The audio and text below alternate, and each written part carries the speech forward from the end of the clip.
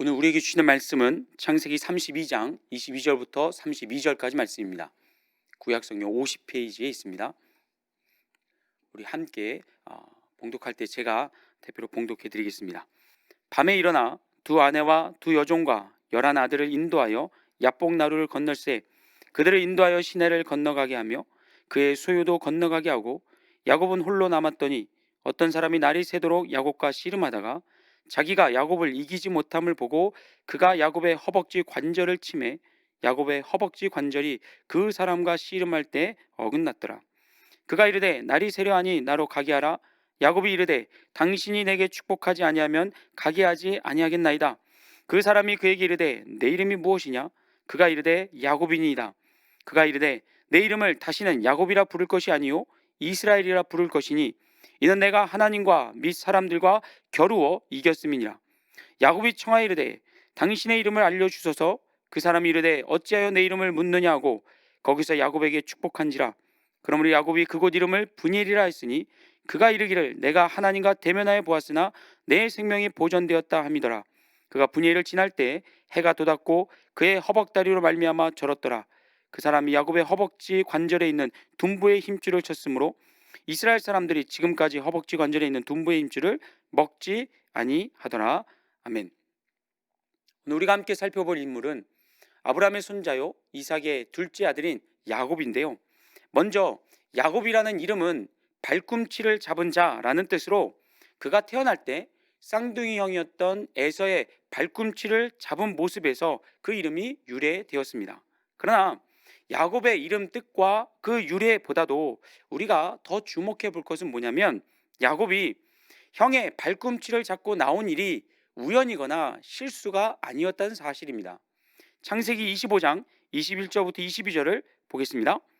이삭이 그의 아내가 임신하지 못함으로 그를 위하여 여호와께 간구하매 여호와께서 그의 간구를 들으셨으므로 그의 아내 리브가가 임신하였더니 그 아들들이 그의 태 속에서 서로 싸우는지라. 그가 이르되 이럴 경우에는 내가 어찌할까 하고 가서 여호와께 묻자온대. 여러분, 에서와 야곱이 어머니 리브가의 뱃속에 있었을 때 뭐 했답니까? 둘이 서로 싸웠답니다. 보통 어머니 뱃속에서 아기가 움직이는 것을 태동이라고 하는데 에서와 야곱의 경우에는 일반적인 태동이 아니었습니다. 우리말 싸우다로 번역된 히브리어 원뜻을 보면 서로 치고 때리는 격렬한 몸싸움을 의미합니다. 즉 둘이 가만히 있기에도 그 좁고 작은 어머니 뱃속에서부터 에서와 야곱은 아주 격렬하게 싸움을 벌였는데 그 이유는 바로 장자권 때문이었습니다. 누가 어머니의 뱃속을 먼저 나가서 장자가 되느냐, 장자권을 차지하느냐, 이것을 놓고 두 형제는 어머니 뱃속에 있었을 때부터 아주 격렬하게 몸싸움을 벌였다는 것이죠. 결과적으로는 에서가 싸움에서 이겨서 먼저 나와 형이 됩니다. 하지만 야곱은 끝까지 이 장자권을 포기하지 않았습니다. 출산할 때 형의 발꿈치를 잡고 나온 것을 시작으로 해서 팥죽 한 그릇에 장자권을 형에게 요구하고 또 창세기 27장에서는 아버지 이삭을 속이고 기어이 장자의 축복을 받아내는 그런 모습을 보게 되면 장자권에 대한 야곱의 욕심과 집착이 얼마나 대단했었는지를 우리가 잘 알 수 있습니다. 하지만 이런 야곱의 도를 넘는 장자권에 대한 욕심은 결국에 화를 불러오게 됩니다. 장자의 축복을 빼앗긴 형 에서의 분노와 또 살해 유업을 당하게 된 야곱은요, 그것을 피하여 부모님과 생이별을 해야만 했고요. 고향인 브엘세바에서 무려 1000km나 떨어진 하란으로 야반 도주를 해야만 했습니다. 그 당시엔 잘 닦여진 도로가 드물었고 또 곳곳에서 도적들과 강도들의 그런 출몰이 잦았기 때문에 야곱처럼 아무런 준비 없이 홀로 여행을 떠나는 것은 매우 위험천만한 일이었습니다. 그러나 당시 야곱에게는 이거 외에는 다른 방법이 없었습니다. 목숨을 부지하기 위해서는 어떤 위험을 감수하고라도 속히 고향을 떠나는 것이 그에게는 유일한 선택이었습니다. 그 이후로 20년 동안 부모와 연락이 두절된 채 외삼촌 라반의 집에 머물게 된 야곱은요, 라반의 딸들과 결혼하여 11명의 아들과 1명의 딸을 얻게 됩니다. 그러나 라반의 집에서 살았던 그 기간 동안에 야곱은요 결코 행복하지 않았습니다. 왜냐하면 라반의 속임수와 거짓말이 야곱보다 한 수 위였기 때문이었습니다.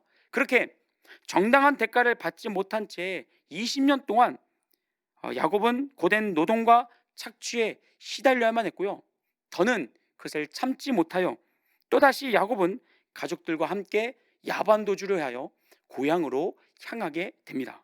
그러나 여러분, 야곱이 그토록 그리워하던 돌아가고자 했던 그 고향에 누가 있었습니까? 20년 전 야곱의 목숨을 노렸던 형 에서가 브엘세바에서 멀지 않은 세일 땅에 거주하고 있었습니다. 이에 야곱은 형에게 사자를 보내어 정중히 안부 인사를 올리며 불편한 그 형과의 관계를 회복하려고 이제 시도하게 되는데요. 창세기 32장 3절부터 한번 말씀 보겠습니다. 야곱이 세일 땅 에돔들에 있는 형 에서에게로 자기보다 앞서 사자를 보내며 그들에게 명령하여 이르되 너희는 내 주 에서에게 이같이 말하라. 주의 종 야곱이 이같이 말하기를 내가 라반과 함께 거류하며 지금까지 머물러 있었사오며 내게 소와 나귀와 양떼와 노비가 있으므로 사람을 보내어 내 주께 알리고 내 주께 은혜 받기를 원하나이다 하라 하였더니, 자, 보시는 것처럼 지금 야곱은요 에서에게 안부 인사를 전하면서 어떤 내용을 또 이야기합니까? 자신에게 이미 많은 가축과 종들이 있음을 에서에게 굳이 밝히고 있습니다. 무엇을 의미하냐면 야곱 자신은 아버지의 재산이나 형의 재산을 조금도 탐낼 생각이 없다는 것을 지금 내비치고 있는 겁니다. 다시 말하면 자기가 고향으로 돌아가는 목적은 장자권을 행사하거나 장자의 몫을 요구하기 위함이 아니라는 것을, 그러니 과거 형이 나에게 갖고 있었던 그 원한, 그 복수심을 누그러뜨리고 너그럽게 자신을 맞이해 달라고 야곱이 요청한 것이었습니다. 하지만 에서에게서 돌아온 대답은요 다음과 같았습니다. 6절이요. 사자들이 야곱에게 돌아와 이르되 우리가 주인의 형 에서에게 이른즉 그가 400명을 거느리고 주인을 만나러 오더이다. 당시에서는 야곱이 전하는 안부 인사에 말 대신 행동으로 대답을 했는데요, 그것은 400명의 칼찬 군사들을 출동시킨 것이었습니다. 즉 오랜만에 듣는 동생의 안부와 또 동생이 내받는 화해의 손길에 대한 에서의 대답은요 여전한 분노와 복수의 메시지였습니다. 이걸 알게 된 야곱은 7절에서 보듯이 에서의 만남을 심히 두려워하게 됩니다. 그러나 에서를 향한 야곱의 두려움보다 더 중요한 사실은 뭐냐면 그 두려움이 하나님을 향한 그의 믿음보다 훨씬 더 컸다는 사실입니다. 앞서 말씀을 드렸듯이 에서와 만남 이전에 야곱은요 삼촌 라반의 집에서 몰래 도망쳤습니다. 나중에 라반이 이 사실을 알고 나서는 그냥 넘어가지 않고 어떻게 합니까? 야곱을 해코지하기 위해서 칼을 들고 추격해 옵니다. 그런데 만약 그때 하나님께서 역사하시지 않았다면, 라반의 꿈에 나타나시지 않았더라면 아마도 야곱은 라반에게 큰 해를 당했을지 모릅니다. 그러나 하나님께서 라반의 꿈에 나타나 야곱을 해코지하지 말라고 말씀해 주신 덕분에 둘의 관계에 있어서 어떤 불미스러운 일도 일어나지가 않게 됩니다. 그런데 삼촌 라반을 다시 만나게 된 이 자리에서요 야곱은 그동안 마음속에 쌓아두었던 불만과 억울함을 삼촌에게 다 토로해냅니다. 다른 설명을 제가 생략을 하고 그 과정에서 나온 야곱의 신앙 고백만을 한번 주목해 보겠습니다. 창세기 31장 41절입니다. 내가 외삼촌의 집에 있는 이 20년 동안 외삼촌의 두 딸을 위하여 14년, 외삼촌의 양떼를 위하여 6년을 외삼촌에게 봉사하였거니와 외삼촌께서 내 품삯을 10번이나 바꾸셨으며, 한마디로 말해서 평소 라반에게 불만이 많았다는 얘기를 지금 하고 있는 겁니다. 근데 그 다음을 잘 보시면요, 우리 아버지 하나님 아브라함의 하나님 곧 이삭이 경외하는 이가 나와 함께 계시지 아니하셨더라면 외삼촌께서 이제 나를 빈손으로 돌려보내셨으리다마는 하나님이 내 고난과 내 수고를 보시고 어제 밤에 외삼촌을 책망하셨나이다. 여러분, 야곱이 하나님의 살아계심을 믿었습니까? 믿지 않았습니까? 예, 믿었습니다. 뿐만 아니라 야곱은 살아계신 하나님께서 자기를 돌보아 주셔서 그동안 외삼촌에게 받은 상처와 억울함을 다 보상해 주신 것까지도 야곱은 믿음으로 고백하고 있었습니다. 이처럼 라반에게 터뜨린 불만 속에서 우리는 야곱의 하나님을 향한 분명한 신앙 고백을 들을 수 있고요. 계속해서 이후에 야곱에게 또 어떤 일이 일어났는지 한번 보시기 바랍니다. 창세기 32장 1절부터 2절입니다. 야곱이 길을 가는데 하나님의 사자들이 그를 만난지라. 야곱이 그들을 볼 때에 이르기를 이는 하나님의 군대라 하고 그 땅 이름을 마하나임이라 하였더라. 자, 이 사건은 이제 야곱이 에서에게 안부 인사를 건네기 직전, 바로 직전에 일어난 일로서요. 길을 가던 중에 야곱이 하나님의 천사들을 만나게 됩니다. 근데 중요한 것은 한 명의 천사가 아니라 다수의 천사를 만났다는 거고요. 그것도 보통의 천사가 아니라 하나님의 군대를 만났다는 거죠. 자, 그렇다면 하나님께서 왜 하나님의 군대를 야곱에게 보내셨을까요? 그를 보호해 주기 위함이었습니다. 누구로부터 야곱을 보호해 주기 위하여 하나님의 군대를 출동시킨 겁니까? 예, 에서의 군대로부터 보호해 주기 위함이었습니다. 즉 하나님은 야곱에게 너는 혼자가 아니다. 내가 반드시 너를 지켜줄 것이다. 그러니 너가 누구를 만나든지 너의 상대가 누구이든지 결코 두려워하지 말아라. 이 메시지, 이 담대함을 야곱에게 심어주기 위하여 하나님께서 하나님의 천군 천사를 대동하여 야곱을 호위해 주신 것이었습니다. 여러분, 하나님의 군대와 에서의 군대 둘 중에 누가 더 강합니까? 두말하면 잔소리죠. 당연히 하나님의 군대가 훨씬 더 강합니다. 우리가 잘 아는 것처럼 남유다의 히스기야 왕 때에 아수르 제국의 대군이 남유다를 침략한 적이 있었습니다. 당시 아수르 군대는요, 파죽지세로 남유다의 모든 요새들을 점령한 후에 마지막으로 수도인 예루살렘을 겹겹이 에워싸고 히스기야를 압박해 갑니다. 당시 남유다의 상황은 풍전등화와 같았습니다. 그러나 히스기야는 낙심하지 않고 하나님께 엎드려 구원을 요청했고요. 그 기도에 하나님께서 응답하사 구원을 베풀어 주셨는데 그 방법이 어땠는가? 이사야서 37장 36절입니다. 여호와의 사자가 나가서 아수르 진중에서 18만 5천인을 쳤으므로 아침에 일찍 일어나 본즉 시체뿐이라. 보시는 것처럼 하나님은 히스기야가 기도했던 그날 밤 천사를 보내어 예루살렘을 에워싸고 있었던 아수르 군사들을 모두 영원히 잠재우셨습니다. 그런데 이때 이 구원을 행한 천사의 숫자는요, 영어 표현에서 우리가 보는 것처럼 단 하나였습니다. 다시 말해 18만 5천의 군대를 제압하는데 천사 하나로 충분하다는 것, 이것이 하나님이 부리시는 천사들의 능력이었다는 겁니다. 그런데 야곱의 경우에는 하나님께서 얼마의 천사를 보내주셨습니까? 겨우 하나가 아니라 하나님의 군대를 보내주셨습니다. 그러니 에서가 400명이든 400만 명이든 아무리 많은 군사들을 이끌고 온다 해도 전혀 문제될 것이 없었다는 겁니다.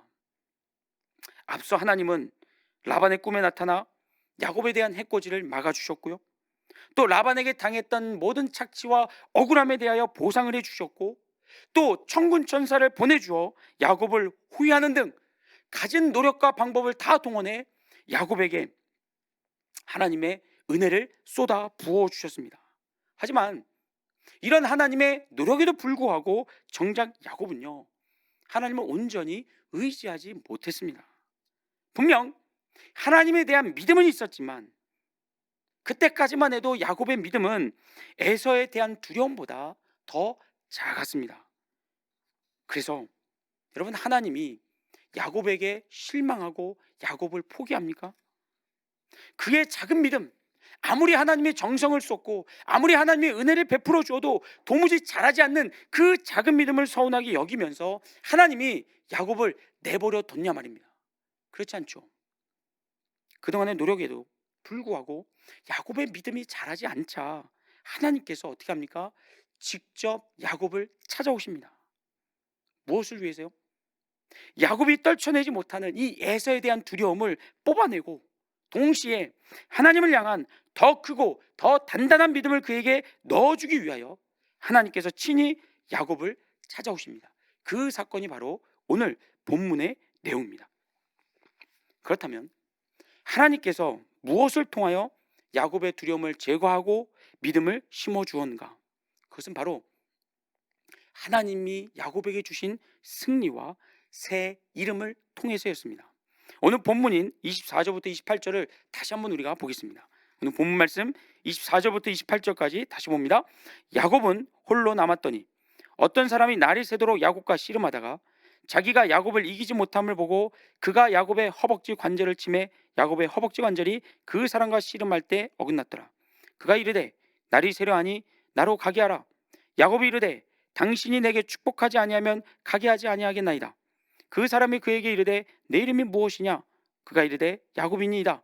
그가 이르되 내 이름을 다시는 야곱이라 부를 것이 아니요 이스라엘이라 부를 것이니 이는 내가 하나님과 및 사람들과 겨루어 이겼음이니라. 자, 우리가 말씀에서 보는 것처럼 야곱이 하나님께 받은 새 이름 이스라엘은요 거저 얻은 게 아니었죠. 야곱이 밤새 하나님과 씨름한 끝에 하나님을 이기고 받은 승리의 면류관이었습니다. 그러나 여러분 여기서 말하는 승리라는 문자 그대로 야곱이 하나님보다 더 강한 힘으로 하나님을 제압했다는 의미가 아닙니다. 25절을 다시 보시면요, 자기가 야곱을 이기지 못함을 보고 그가 야곱의 허벅지 관절을 치매 야곱의 허벅지 관절이 그 사람과 씨름할 때 어긋났더라. 이 구절을 여러분 영어 성경으로 보시면 우리말 치다라고 번역된 그 해당되는 단어가요 hit이나 펀치가 아니라 터치로 되어 있습니다. 무슨 말이냐면 하나님께서 힘껏 있는 힘껏 야곱의 허벅지를 때린 것이 아니라 가볍게 터치했을 뿐인데 뼈가 어긋났다는 거죠. 그만큼 하나님의 능력이 무한하다는 것을 보여주고 있는 겁니다. 다시 말하면 하나님께서 마음만 먹으면 얼마든지 압도적인 힘으로 야곱의 몸을 비틀고 뭉개버릴 수 있었다는 겁니다. 그럴 능력이 하나님께 충분하셨습니다. 하지만 그렇게 하지 않으셨습니다. 하나님의 강하심, 하나님의 위대하심을 살짝 맛보기로 보여주는 것으로 끝내시고 이내 야곱의 승리를 선포하셨다는 거죠. 이건요, 아버지가 어린 자녀와 팔씨름을 할 때 자녀에게 기쁨을 주기 위해 자녀의 자존감을 세워주고 자녀에게 성취감을 안겨주기 위하여 일부러 져주는 것과 같은 맥락으로 이해하시면 됩니다. 하나님은요 일부러 야곱에게 져주었습니다. 뭐 때문에요? 에서를 향한 야곱의 두려움을 제거하시기 위해서요. 장자의 축복을 가로챈 이후로 줄곧 야곱을 짓누르고 야곱을 붙들었던 그 위험과 공포로부터 그를 자유케 하기 위하여 야곱을 하나님께서 하나님보다 강한 자로 하나님과 겨루어 이긴 자로 세워주신 것이었습니다. 야곱아, 이제 너는 과거의 야곱이 아니다. 형보다 약하여 뒤처지는 자가 아니며 남의 발꿈치를 잡고 거짓과 불의로 사는 도망자가 아니며 이제 너는 하나님과 겨루어 이긴 자로서 하나님보다 사람보다 누구보다도 너가 강한 자임을 하나님께서 야곱에게 허락해 주신 것이었습니다. 하나님과의 씨름에서 거둔 이 짜릿하고 위대한 승리를 통하여 야곱은 마침내 모든 공포와 두려움에서 벗어날 수 있었고요, 그동안 인간적인 공포와 두려움에 가려져 있었던 하나님의 얼굴을 비로소 밝히 보게 됩니다. 그 결과 하나님과의 씨름에서 얻은 이 영광의 상처로 인하여 야곱의 육신은 전보다 더 약해졌습니다. 그러나 더 큰 믿음을 갖게 되어 담대하게 에서를 만나게 됩니다. 그런데 여러분 여기서 끝이 아닙니다. 하나님의 이 같은 무한한 은혜, 하나님의 패배 안에서 야곱의 믿음이 온전히 회복된 것과 함께 오늘 본문 말씀에서 우리는 한 가지에 더 주목해 봐야 되는데요, 그것은 뭐냐면 하나님을 만날 당시 야곱의 처지입니다.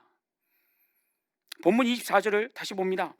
야곱은 홀로 남았더니 어떤 사람이 날이 새도록 야곱과 씨름하다가, 보시는 것처럼 하나님을 만날 당시에 야곱은 홀로 있었습니다. 그 이유는 에서의 화를 어떻게 해서든지 조금이라도 누그러뜨리기 위하여 모든 재물과 모든 가족들을 다 에서에게 앞서 보냈기 때문이었습니다. 그렇게 본문 속의 야곱은요, 20년 전 에서의 살해 위협을 피하여 급히 고향을 떠났을 때와 동일한 빈손으로 하나님을 만납니다. 여러 번 말씀드렸듯이 야곱이 에서의 분노를 사고 에서를 향한 두려움을 갖게 되었던 원인은요, 그의 장자권과 장자의 축복을 가로챘기 때문이었습니다. 왜냐하면 당시 야곱에게 있어서 그의 목표는 오로지 세상의 성공과 부유함이었기 때문입니다. 이런 야곱에게 있어서 장자의 축복은 자신의 목표, 세상의 성공과 부유함을 더 빠르고 더 쉽게 이루어주는 그런 소중한 기회이자 도구가 되었고요, 그래서 형을 바보로 만들고 장자권을 빼앗았던 것이고, 아버지를 속여가면서까지 장자의 축복을 가로챈 것이었습니다. 하지만 야곱이 가졌던 인생의 목표와 욕심은 그에게 평안과 행복이 아닌 괴로움과 불행을 가져다 주었습니다. 무엇보다도 20년 동안, 그 시간 동안에 에서를 향한 끝모를 두려움과 공포를 야곱에게 안겨 주었습니다. 결국 야곱은요, 자신이 목표했던 세상의 성공과 부유함을 다 잃어버리고 나서야, 빈손이 되고 나서야 무엇이 진정한 인생의 목표인가를 깨닫게 되었고, 생애 처음으로 야곱이 하나님께 간절히 매달리게 됩니다. 사랑하는 성도 여러분, 야곱의 생애에서 우리가 볼 수 있듯이 우리 하나님의 자비하심과 은혜로우심은 무한하십니다. 어떤 경우에도 하나님은 우리를 포기하지 않으십니다. 우리의 외모를 보지 않으시고, 우리가 빈손으로 있을 때라도, 우리가 믿음이 약해져 있을 때라도 하나님은 우리를 향하여 실망하시거나 하나님은 우리를 버리시거나 내버려 두시지 않습니다. 하나님은 완전하시며 우리를 향하여 늘 얼굴을 향하여 두십니다. 문제는요, 야곱입니다. 문제는 그 하나님을 바라보지 못했던 야곱, 그 하나님을 바라보지 못하는 지금 우리가 문제라는 거죠. 하나님을 바라보지 못하여 하나님을 향한 믿음이 온전히 서 있지 못했을 때 야곱이 어떤 상태에 놓여 있었습니까? 끝모를 두려움, 공포, 불안함, 불행, 불만족에 늘 시달리고 있었습니다. 고통 가운데 있었다는 겁니다. 사랑하는 성도 여러분, 이런 야곱의 실수가 저와 여러분에게 반복되지 않기를 주의 이름으로 축복합니다. 야곱처럼 세상의 재물과 사람과 실력을 의지할 수 없는 벼랑 끝에 섰을 때야 하나님이 우리의 소망의 근원이시며 하나님만이 우리의 기쁨이 되신다는 것을 깨닫는 것이 아니라, 그 전에 일찍이 하나님만이 우리의 소망이요 하나님이 우리의 기쁨이 되심을 일찍이 깨달아 야곱과 같이 빙 돌아가신 것이 아니라 온전히 하나님과 동행하실 수 있는 저와 여러분 되기를 주의 이름으로 축복합니다. 이제 말씀을 마치면서 마지막으로 야곱의 유언을 이제 보고자 하는데요, 한번 말씀 창세기 49장 24절부터 26절을 같이 보겠습니다. 요셉의 활은 도리어 굳세며 그의 팔은 힘이 있으니 이는 야곱의 전능자 이스라엘의 반석인 목자의 손을 힘입음이라. 내 아버지의 하나님께로 말미암나니 그가 너를 도우실 것이요 전능자로 말미암나니 그가 내게 복을 주실 것이라. 위로 하늘의 복과 아래로 깊은 샘의 복과 젖먹이는 복과 태의 복이로다. 내 아버지의 축복이 내 선주의 축복보다 나아서 영원한 산이 한없인 같이 이 축복이 요셉의 머리로 돌아오며 그 형제 중 뛰어난 자의 정수리로 돌아오리로다. 여기서 두 단어가 가장 많이 반복되는데, 하나는 전능한 하나님이시고요, 또 하나는 복입니다. 무슨 얘기입니까? 전능하신 하나님 안에서만 누리는 복이 진정한 복이 된다는 의미입니다. 야곱은 이 사실을 마지막 유언으로 요셉에게 전해 주었습니다. 더 놀라운 것은요, 이 야곱의 유언이 오늘 우리에게 암호로 되어 있지 않다는 겁니다. 우리가 오랜 시행착오와 반복되는 실수를 거듭해서야만 이 말씀을 볼 수 있도록 하나님께서 이 말씀을 감추지 않으시고 오늘 우리에게 이 사실을 밝히 보여주고 있다는 사실입니다. 하나님이 어떤 분이신지, 우리에게 진정한 복이 무엇인지를 하나님께서 야곱의 전 인생을 통하여 그의 마지막 유언에 담아 오늘 우리에게 전해주고 있다는 사실입니다. 그러니 야곱의 실수를 우리가 굳이 반복할 이유가 없습니다.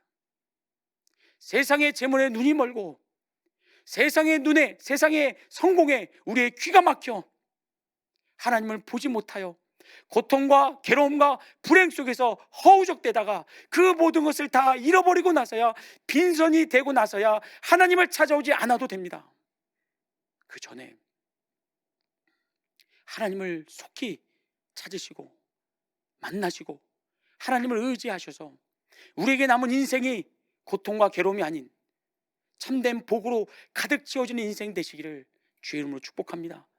그 길이 우리 앞에 놓여 있으니 오늘 저 여러분 모두 다 현명한 선택을 하실 수 있기를 주의 이름으로 다시 한번 축복드립니다.